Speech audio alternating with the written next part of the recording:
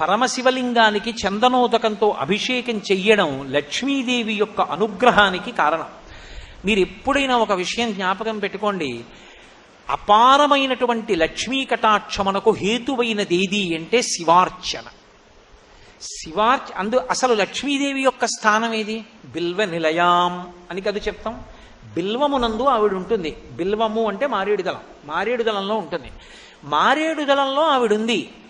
ఆవిడ మారేడు దళంలోంచి మన ఇంట్లోకి రావాలంటే ఏమవ్వాలి? అది శివలింగం మీద పడాలి. మారేడు దళం ఇలా పట్టుకున్నాను అనుకోండి, లక్ష్మి మారేడు దళంలోనే ఉంటుంది.